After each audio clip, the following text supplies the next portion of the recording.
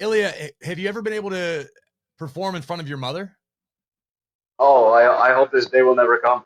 I hope this day will never come.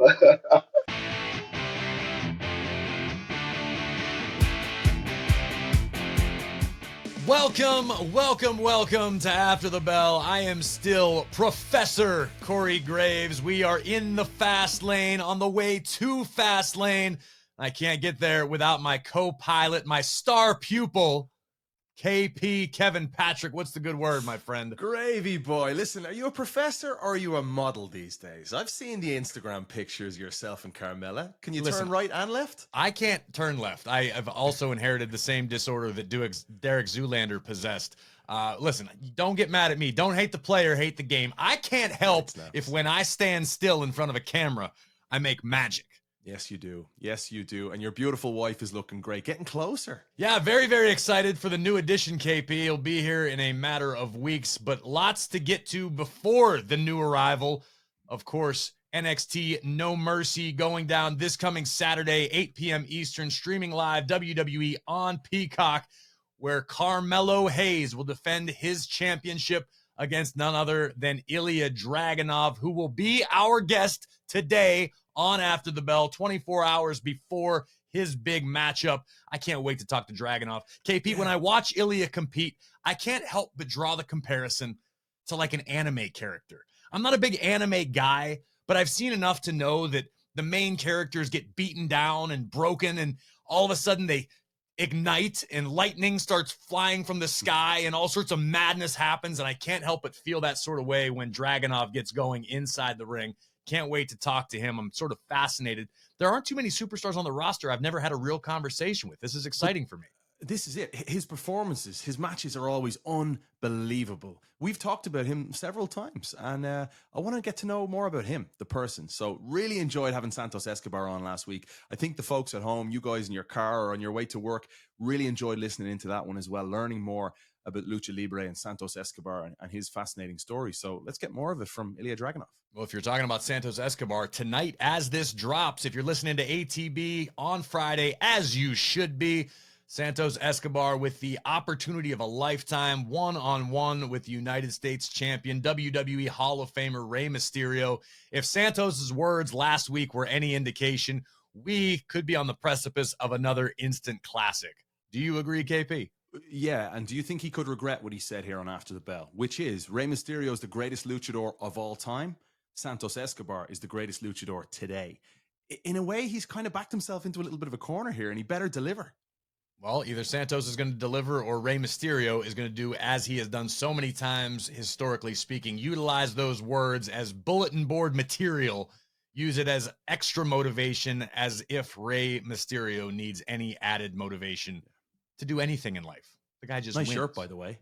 Oh, thank you. Can Speaking you of, I didn't even realize Ray and Eddie. Look, I'm gonna shill a little WWE shop. This was gifted to me by Rey Mysterio. Thank you very much. This fantastic shirt. This is also an incentive to watch ATB on YouTube so you can find out what the hell we are talking about if you're listening in audio form only. I mentioned Fastlane rapidly approaching. We now know it is official.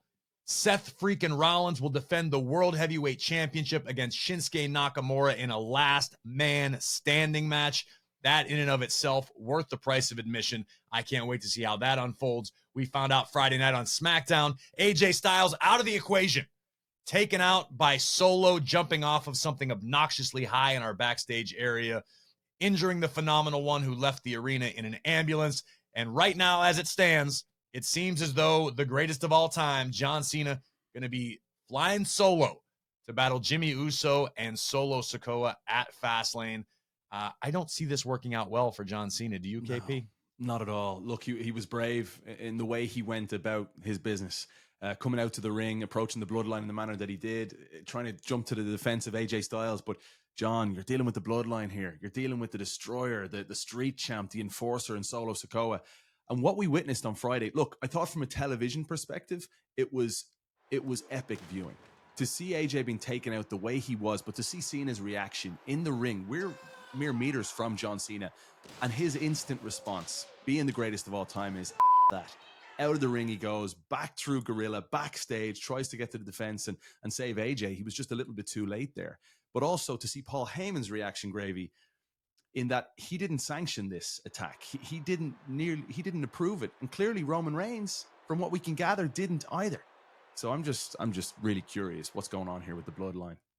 I too share in your curiosity, KP, but forgive me, as you were pontificating, I was just privy to an alert tweeted out by WWE. We are recording this on Tuesday morning because of some scheduling issues. Jade Cargill has officially agreed to a multi-year deal with WWE, first reported by ESPN. KP, if you haven't had a chance to get eyes on Jade Cargill, this is a big, big, big signing for WWE. If you're familiar with what Jade has done prior to her tenure in WWE, you've got plenty of reason to be excited. Jade Cargill, physically speaking, a freak of nature. The girl has muscles like you've never seen before. She's a freak athlete, but above all, in the little bits that I have seen of Jade, she's a star. She is a star in every sense of the word. The old pro wrestling adage, she will turn heads walking through the airport. She is beautiful. She is powerful. She is talented. I think she is going to be a big addition to WWE, whether that be in NXT or Raw or SmackDown. This is exciting. It's big news. I felt it apropos to bring it up here as I'm scrolling through. But again, we mentioned this is being recorded on Tuesday. So top of mind right now, KP, for you and I both, what went down last night on Monday Night Raw. Lots to be excited about from the red side of the brand. Do you agree? Yeah, certainly. Yeah, big time. Look, it kicked off in dramatic fashion with Cody Rhodes being interrupted yet again. JD McDonough then inserts himself in bloodline business. Damian Priest takes a beating, but JD McDonough comes back later on in the night helping out the Judgment Day, and you just wonder where Damian Priest's head is at with JD. The Judgment Day, we didn't know at the end of Monday Night Raw whether they'd be trophy lists, championship lists at the end of the night, and sure enough, they come through, and it was Dom Mysterio delivering, and I know that's a match you wanted to touch on here on After the Bell. Not only delivering, for my money, Dom over-delivered on Monday Night Raw, but Dom did not do so alone. Dragon Lee, NXT superstar, had the opportunity to compete on Monday Night Raw for the NXT North American Championship, currently held by none other than Dirty Dom. And KP, we've discussed, I know offline, I'm pretty sure we've brought it up on this show in the past, that the way this business works, there are so many delicate details and things that can go right, and if done properly, can result in downright magic. And I think that's what we got on Monday Night Raw from both Dirty Dom and Dragon Lee. There's an old saying, and I'm going to go a little bit inside baseball here for those of you listening, but in a wrestling match, the insider terminology for the winner is said to be going over. One person goes over, but as a result, two people get over. And when I say get over, I mean the WWE universe accepts them, learns who they are, what they are about, begins to understand and connect with a superstar. A great match, any great match throughout history, one person wins, but both people, or in some cases 6 or 7 people, get over because of the match as a whole. And that's what we got from Dragon Lee and Dom. Dom right now, red hot for all the wrong reasons in the opinion of the WWE universe. Man, Ontario, California let Dom know they were not fans of what he does.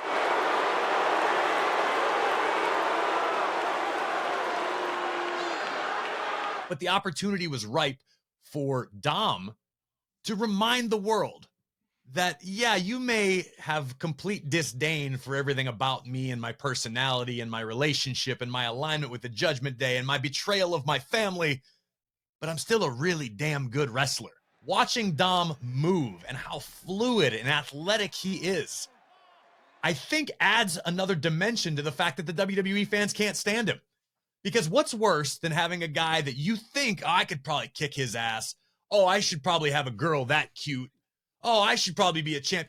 And then have Dom go, oh, no. You can't do this. Remember? And watching Dom move like he is capable of, oh yeah, you almost forgot. He's the son of Rey freaking Mysterio. Dragon Lee on the other side of the coin, while unsuccessful in his bid to become NXT North American champion, opened a lot of eyes in the WWE universe and captivated the masses on a much larger stage than NXT. And we talked about this a few weeks ago about the importance of having Becky Lynch as NXT Women's Champion and how that brings a lot of new eyeballs and potential viewership to the NXT brand. That works the same way with a Dragon Lee, who I would be willing to bet most of our WWE fans saw for the very first time. Obviously, those who watch NXT are familiar. If you follow Dragon Lee pre-WWE, you have more reason to be excited. Much like Santos Escobar, maybe not quite to the scale that Santos did, Dragon Lee accomplished a few things before arriving in WWE. He had a buzz about him. He was a big get, so to speak, for the WWE brand. So for Dragon and Dom to go out there and tear the freaking house down like they did, Dragon Lee had the fans in Ontario, in the arena, and around the world captivated, believing, biting on every near fall. This isn't going to do it. He's going to do it. He's going to dethrone Dom. Ultimately, Dom has that little sneaky trick up his sleeve. If I'm not going to spoil the match for you. If you haven't watched it, go back and watch it. I'll tell you who won. Dom obviously retained, but go watch the match if you haven't. This was the most fun I've had watching in a while. Truth be told, I was busy around the house doing a few other things, and I realized that I had missed the match. Thank God for DVR. And I rewound it as Raw was playing. I backed Raw up about a solid hour and started watching again from the point that Dom made his entrance. What a battle. 2 star-making performances. Dom had the chance to remind people what he's capable of and that he is a threat to be taken legitimately, even if you can't stand him. Dragon Lee showing, if nothing else, that the future is extremely bright and the present in NXT is the future. It's not just a tagline. Hopefully someone went, oh my God, I've never seen Dragon Lee before. I'm going to watch NXT Tuesday night. Love it. Absolutely brilliant perspective. Can I ask Grizzled Old Gravy here and the legendary mind that you have a question? How in detail has Dominic Mysterio surpassed your expectations and has he in the last 12 months and in what way? Dominic, to me, is doing some of the best work in the business right now. And part of it was out of necessity, in a sense that look at all the second, third generation superstars that have walked through the doors in WWE. Yes, you have your Charlotte Flairs. Yes, you have your Randy Ortons. But having a famous last name, particularly in that Hall of Fame tier, can oftentimes be more of a curse than it is a blessing. Think back to the WCW days when David Flair attempted to follow in his father's footsteps. It's not just, oh, my dad was in the business for a cup of coffee, or, oh, my dad was sort of okay and had a bit of a run. Your dad is one of the greatest of all time. You need to separate yourself somehow. And Dom did that in an extremely unpopular fashion, but in doing so, it's really allowing / forcing Dominic to sink or swim on his own. And he has been doing backstrokes around the WWE universe recently, from a character perspective to now Monday night on the in-ring side of things, showing he is a complete superstar. He's still young. He's still green, as we say.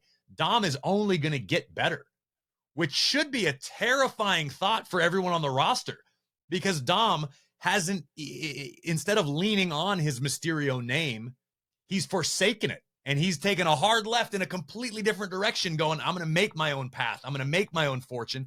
And someday down the line, we know how this story goes. They're going to meet again. There's going to be some sort of repercussions for the years of turmoil between Ray and Dom. It will come to a pinnacle again. But in the meantime, just appreciate it for what it is. And this is Dominic taking his lot in life and shaking it up and doing things his way in a legitimate manner that I think everybody should be watching and learning from, because Dom, and it should almost be looked at, I think, with more admiration and respect, because Dom has shrugged the Mysterio name and done it really on his own. Yes, it was the launch pad. Yes, it was the jumping off point. But Dom is doing the work on his own. This has nothing to do with Rey Mysterio at this point. Gravy elsewhere on Monday Night Raw.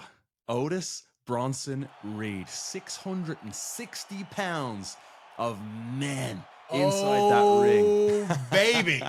I think I might have been excited only second to the one and only Big E about the prospect Monday night of the proverbial big, meaty men slapping meat. My God, did we get that and then some.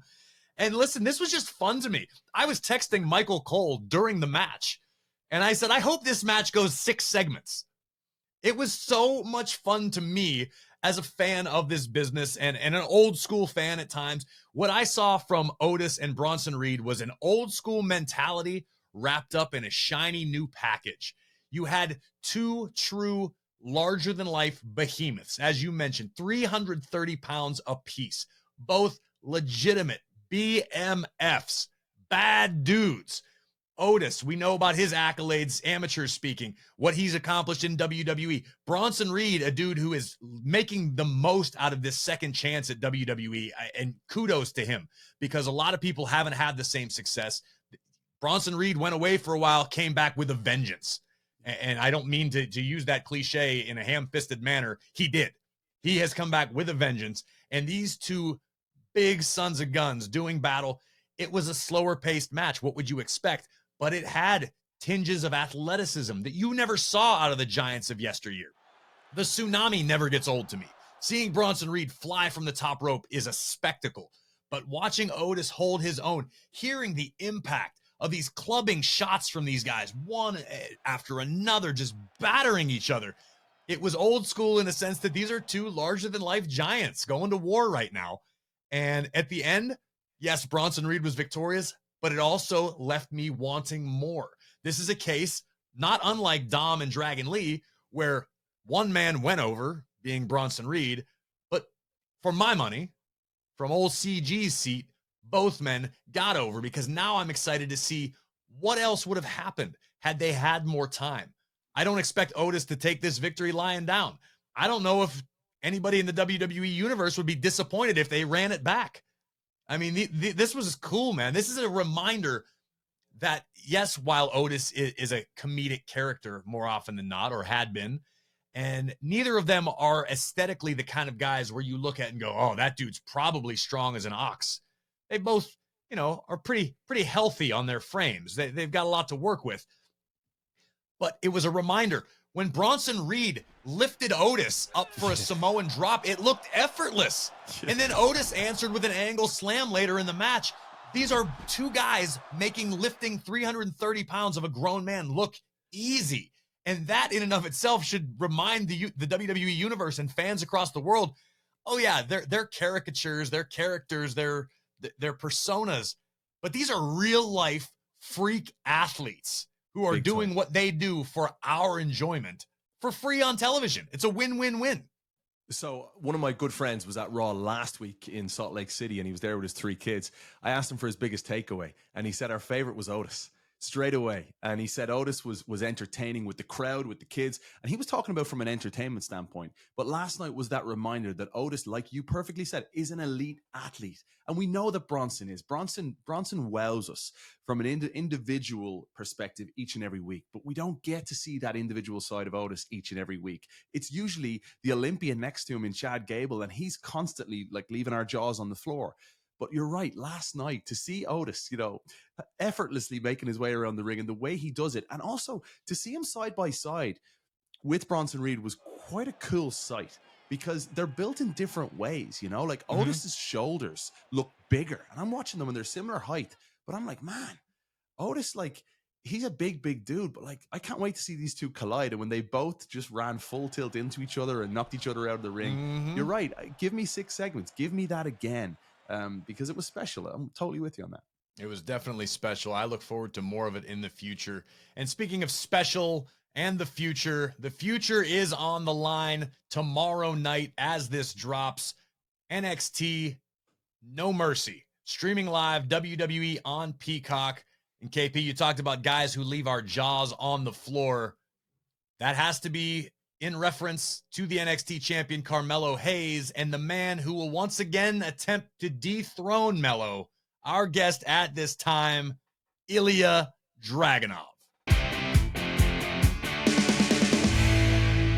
Ilya Dragunov, how excited are we to have you right here with us on After the Bell ahead of Saturday's No Mercy clash for the title against Carmelo Hayes. But we want to start by going all the way back and learn a little more about you, a 5-year-old that moved from Russia to Germany. Can you tell us what were some of your earliest memories from back then?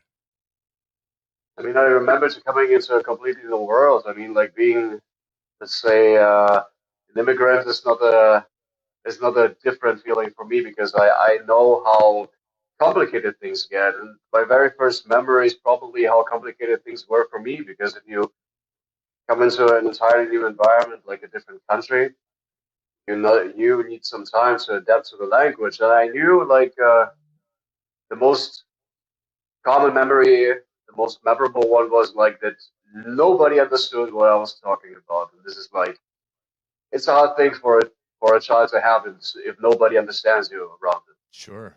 And this is like just like everything's changing. I mean, like I remember when we came to Germany, we kind of like went to an area which was like more like a poor one, like where the apartments were kind of like where you could just pay the apartments because the price is not too high. I remember not seeing.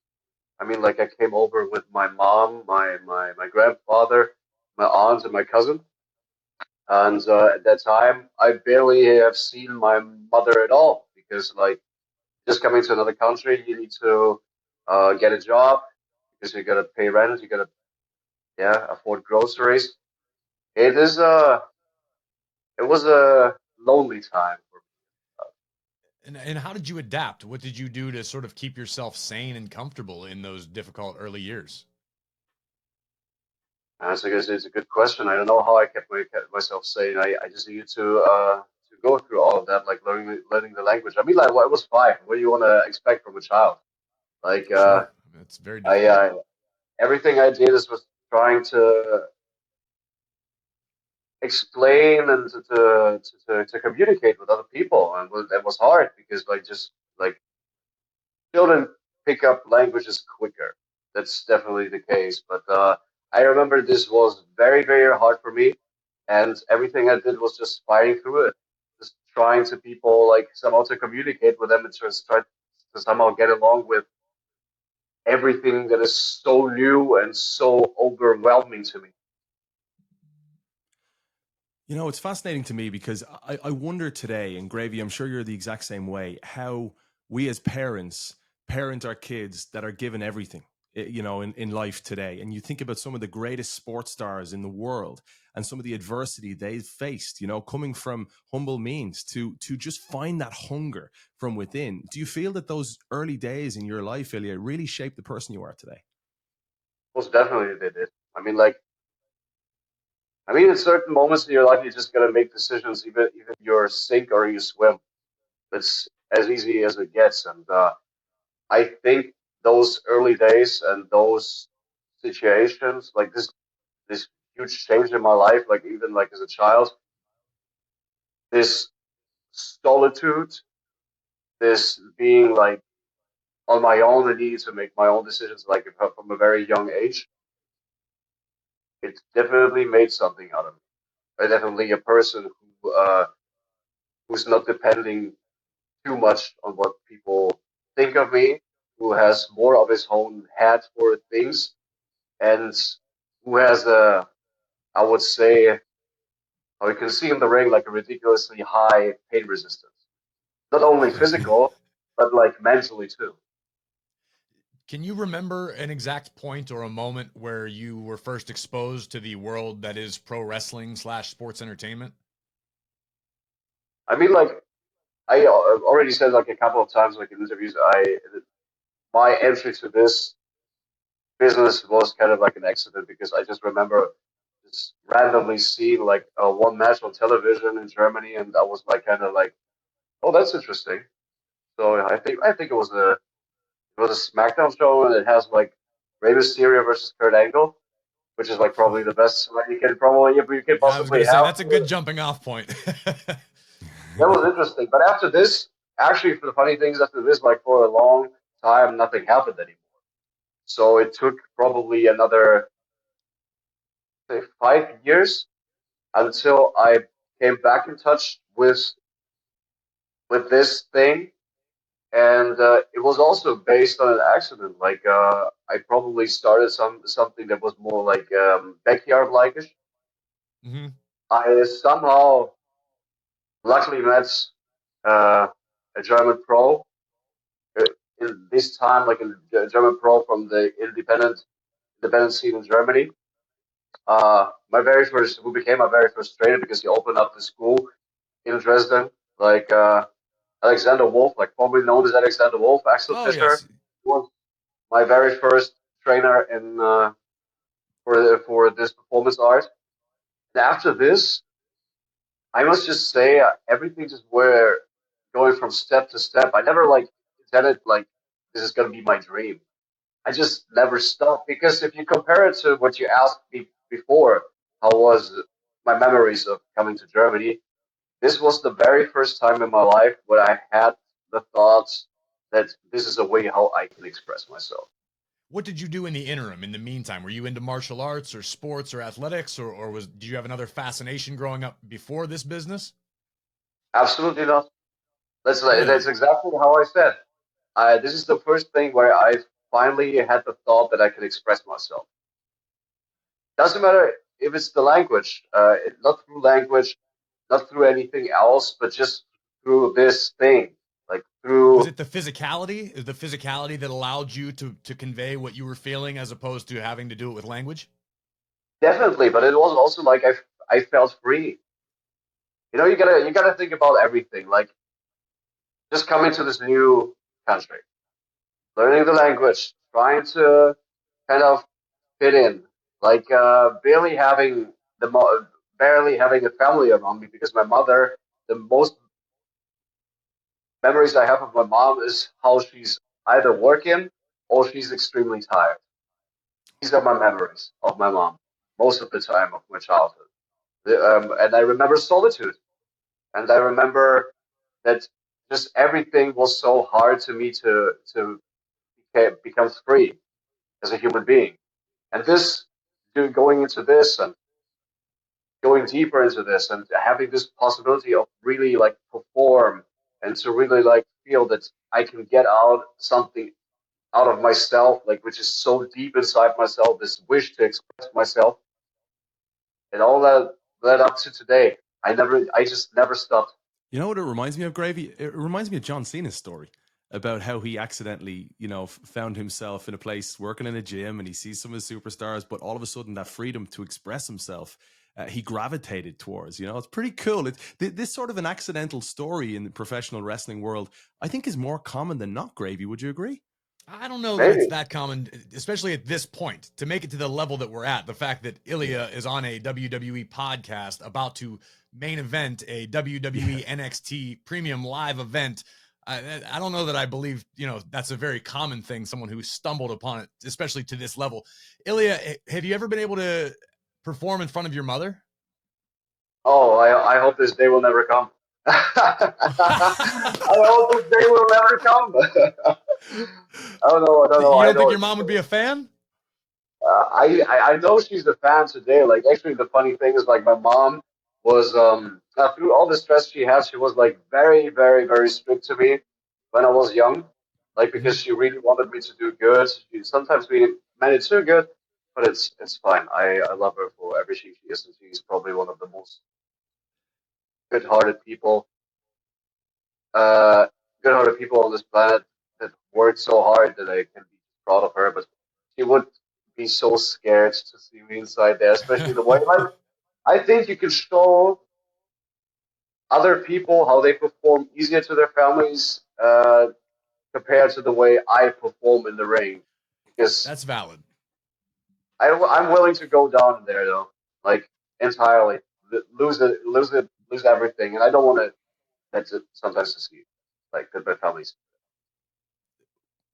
In your formative years in Germany, Yeah. think it's safe to say that's where your initial encounters with the man whom we now refer to as the Intercontinental Champion, the Ring General Gunther.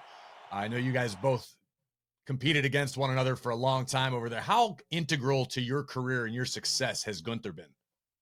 There's One thing I could say, I would never be the person I am today without him. Not even slightly. There's not one person who pushed me that hard, who shaped me this way, who taught me more. There's the only reason I am this good right now and making a name for myself is because of him. There's not one person like him, and I just can't. There's no Ilya Dragunov without a Gunther. Give us an example. Is there any memories of Gunther really pushing you? So I talked about like my pain resistance in the ring, and I have a good stamina in the ring. Like this is probably came natural. I also working very hard on this, but it doesn't matter. If you just look at our two matches in the WWE, these matches were the first matches where I really in the middle of the match and at the end of the matches thought I don't know how to keep going anymore. I don't know how I can go one step further anymore. Like this is like taking the performance to this level, like emotionally and physically. These were the only times I ever experienced that. Because just look at him, like he pushes people to the next level. Like he's the only bar I set for myself. Because if you are good, people see that. But how great you really are is when you see what you make out of the people you face. Does it make sense? Yes, absolutely. Absolutely. And I know I'm not the only one that's about to tell you what I'm going to tell you, and that being that your first match with Gunther in NXT UK is what really started the buzz for Ilya Dragunov within the WWE universe. How much of a change was it for you, and how difficult was the decision to leave Germany or Europe as a whole to come to the United States to continue pursuing success within WWE? It was not easy. And we spoke to Gunther about that, and he had very similar reservations. He had a comfort level in Europe, and he had been an established star, so it was a bit of a leap of faith to come to the United States on this scale within the machine that is WWE. You're gonna see it from that perspective. I admire Gunther, but I think we are on certain levels. We are definitely different. Like you see when we wrestle, it's like two opposites just clashing into each other. And I'm a very emotional person. Like I talked about self-expressing, and especially when you see me perform, I think you see how much I love this and how much passion I have for every step I take.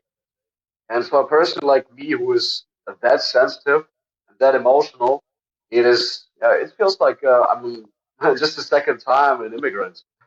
I need to adapt. I need to refocus. I speak like another different language for me. It was not easy to learn that either.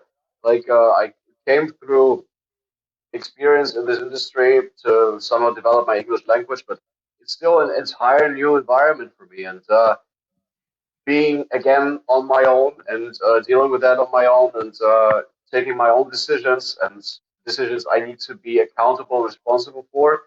It is not easy, but let's say I don't feel that my life has been just one day easy since I was 5. Wow. Just another day at the Thank office. You for, I love that. Absolutely. We appreciate that perspective. We really do. You know, we heard from Santos Escobar last week, and he talked to us about he was the man, you know, in Mexico. And then he comes to the US and heads to NXT, and it's a humbling experience. You know, did you find that same thing when you get across that all of a sudden you've got to nearly work your way from the beginning, not the beginning necessarily, but you've got to work hard to get the attention of the brass over here? No, I don't have this feeling. I'm entirely confident in my work because somehow everything I did since I do this job worked out for me. Just because I am completely honest when I step into this ring. I have literally when I perform, I know I have nothing else to give. This is everything I have. Like when I go in there and I do my thing, everything is honest. As a person, I'm honest. I would never the truth is hard in life. And if you are a person who pretends something in the ring, people will feel that. They will see you're not for real. They will never connect you on a deeper emotional level. That's what every performer deeply inside really wants, is a deep emotional connection. I did, like in that sense, I didn't start from the beginning. I just continued my work because because of people who trust in me, in the crowd who trusts in me, and a crowd who needs to get to know me more. But like, just look at my last month since I came back to NXT. Like, the people feel what I offer them. They connect to me. I offer them something different. And coming into a new environment, like I said, I'm a second-time immigrant. I have no problems with that. It's hard, but I'm used to hard. I don't want it different. This is so interesting as this conversation progresses. It sounds to me like, as opposed to speaking to a superstar who looks at this from a physical perspective, it sounds more like, Ilya, you look at this business as art, as opposed to what a lot of people get out of it. Where do you draw inspiration from? Everything. Like, everything is art. Like, life itself is art. I mean, I think if you put soul into something, if you breathe soul into a thing, it becomes art. It doesn't matter what it is. It doesn't matter if it's this business, this industry, or it is anything else that people do. Like, it just needs this soul that you blow into something, right?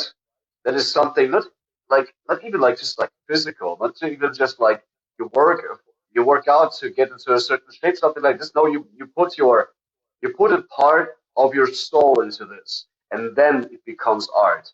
Because then this is like the last percentage that needs to attract feelings, so that when you can create feelings, this is art. If you self-express yourself, if you give this honesty, if you like even take the risk of embarrass yourself because you're so honest about who you are, and you offer that with all the soul you have, this is art. That's what I do. This is why I love this show, Gravy. Dude, I've got to be honest. I'm sitting here smiling because after all the years I've been in this business, this is still a refreshing perspective. Yes. This is something brand new. It's inspirational to me. I love, Ilya, how you look at this business and what you do night after night. Thank you. I appreciate it. I can't do anything else. Like, to be honest, like I said, I can't do it in a different way. I mean, everything passes so quick. Like, I just have the feeling I just started like yesterday. But it has been so many years. I'm probably in this thing like since 11 years already. But I had this topic also like a couple of times. I don't set goals for myself. I'm not interested in this. Like, whatever comes, I will use that, and I will embrace those moments as much as I can. And if I lose myself in all of that, and I go down, I always said to friends, like, when I die one day, I want to die empty. Like, not empty, like emotionally. I want to die empty. Like, I want to lay and tell I have nothing more to give. I did everything I wanted to. I did, but all the energy I had to. I want to go down as just a shell. That's amazing. I want to steal it and plaster it on a t-shirt that just says die empty. What an ethos in life though, man. That's incredible. I absolutely love that. That's such a really cool perspective, not only on sports entertainment and the wrestling business, in life itself. I have a lot of respect and admiration for that. But speaking as an artist, tomorrow you have the opportunity once again to step into the ring and compete for the NXT Championship against Carmelo Hayes. You were unsuccessful in your last attempt. What makes this different than the last time? No, those kind of setbacks, like even like losing like the first time, some people would quit after this. Like do something else, try a different way. But like, I'm not those people. Like, you see me in my performances. I get to my best when people really hurt me, when they really push me to the ground and stomp on me and hit me down. This is why I get in my best, because I just get mad. I just get more angry. And we're talking about art, like pain is my art. The world shall know pain when I go into this ring, and I'm going to bring such a ridiculous amount of pain on Carmelo Hayes.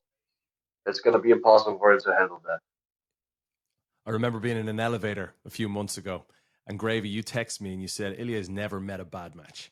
I mean, this guy, every time you are in the ring, man, it is just must see. You can tell with Vic Joseph and Booker T, they just go to another level. Everybody brings it, man. I'm giddy with excitement at the thought of you and Carmelo Hayes. Now, you said earlier, quote, I don't have goals.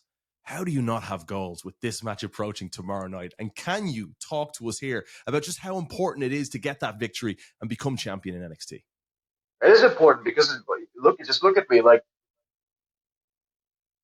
if you fulfill your destiny, if you do the things you do with all your heart and all your passion, you don't need to go to goals because there's no other way that you're just gonna progress to an entirely different thing than just a human being.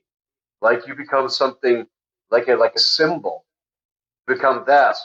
A goal is something different. Like, you just write down goals and you wanted to go one thing after another. No, I walk through the walls with my energy level. Like, I don't need a door anymore. And people see that. Since I came back to NXT, people see something they didn't see before in NXT. I carry this energy in this arena like a maestro. Like, this is my orchestra I'm leading. And there's no question about it anymore. Who should be the face of this brand to lead it to new levels and a new level of energy? And that's only me. I don't know how you top that. That was about as matter of fact as it gets. Ilya, any aspirations? I don't want to be the one to put the cart before the horse, and I know you're not a goal-oriented sort of individual, but any aspirations to bring your orchestra to the main stage, to the biggest stage, to Raw or SmackDown in the future? I think it's the logical next step. I think I'm not in a rush. Like I said it already previously before. Why should I? Like, right. I deliver important performances one after another at this moment, and I love all of those. I love to deliver. I love to put everything what I have into the things I get, and everything else is it's not up to me, but it is most certainly my destiny to sometime to see my face up there. Indulge me if you would.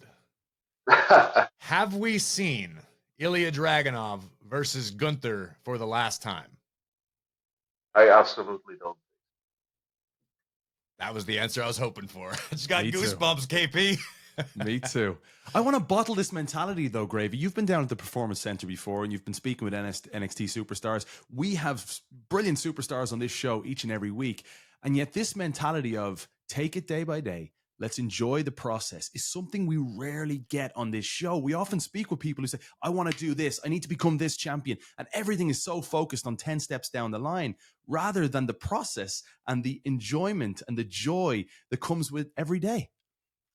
I agree completely. And it's almost as though Ilya sort of aspires to transcend wrestling and the sports entertainment bubble. And I'm admiring the art that you're in the process of creating. Let's see it from this perspective, because you're talking about the Performance Center, or just like the mentality in general. Like, there's this quote, I try to remember it. Everybody wants to be something, but not become something. And you can take this the other way around. Everybody just wants to become something, but not be something already. Sometimes you gotta just take a step back and actually think about how great the things around are. And that actually everything you need and that you need to be is somehow already there. Like, people are striving to become something for their entire life without realizing they already are something. There's not everything you need to accomplish. It's not about accomplishments all the time. It's just sometimes about this belief that I am good enough at this moment, how I am, and everything else will fall in place. I can be happy right now. I can be very, very confident right now. Because I talked about this like in interviews sometimes too, because I'm a very big anime fan. And there's one specific reason for this. Those characters in those animes, they are completely broken in their best moments when they find their true strength. They're not looking pretty anymore. They're beaten up. They're bleeding. They have a bunch of wounds. But this is the moment where they are the greatest, because they fight through all of that and eventually win. This is the best thing you can go for, because sometimes we are our best form already in the moment we struggle the most.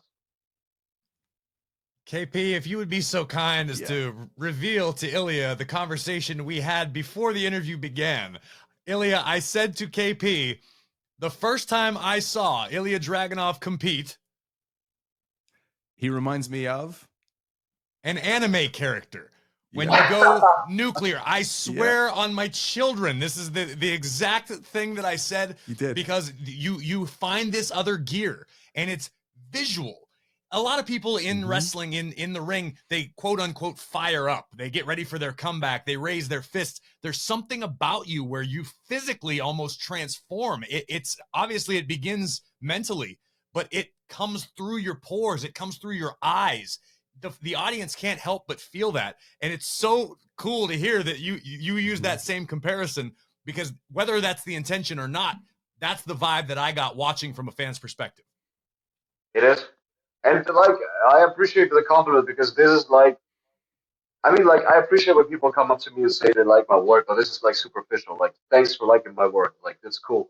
But if people sometimes tell me exactly the same thing I have in my mind all the time, like the big message, like the big goal in your head, like what you want to accomplish with your performance, yeah, well, that's the best thing that can happen to me, and that's everything I want to accomplish. Hey, what weaknesses do you see in Carmelo Hayes ahead of tomorrow's match? I have a lot of respect for Carmelo. Like, even like when I met him the first time, I think it was back then when I had my NXT UK Championship match with Gunther. I think it's the first time where I actually met him, and I was kind of feeling like he's the guy who's like up and coming. He has a certain aura about him. This is like he has something different. Like, he's gonna be somewhere at the top when I meet him again, and he is. Like, this is another way how destiny speaks to you sometimes, or fate, however you call it. Like, but there's just something different to my persona than his persona. I just not sure if he can suffer as much as I can, because this is exactly what waits for him. Like, can he endure as much as I'm gonna bring to the table? Because I'm ready to be completely off guard. Like, he can give his best shot to me, like, as much as he wanted to. I rather go down than going down without a proper fight. Well, we cannot wait to watch it all unfold. You talk about the difference between being and becoming. On our behalf, we hope you are becoming the brand new NXT champion tomorrow night at NXT No Mercy. Ilya, where can the After the Bell faithful find you on social media?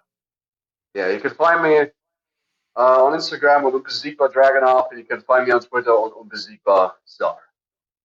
We will all be watching. I fully expect another Dragunov masterpiece at No Mercy. No pressure, by the way. Good luck to you and Carmelo.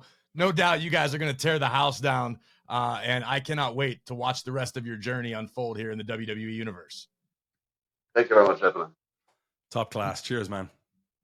NXT No Mercy streaming live on Peacock, 8 p.m. Eastern tomorrow night. Don't miss it. NXT Championship match. Ilya Dragunov challenging the champion Carmelo Hayes. Until then, make sure you're following us at After the Bell WWE on Twitter, Instagram, and Facebook. You can find me at WWE Graves. You can find KP at Kev_Egan. Listen for free wherever you get your podcast. Just search After the Bell and hit that follow button. Full episodes of ATB are available on the official WWE YouTube channel each and every Monday. And we'll be back next week with more wisdom, more vitriol, and more WWE After the Bell. Like what you hear?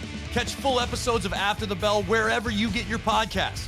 Follow us now and never miss an episode.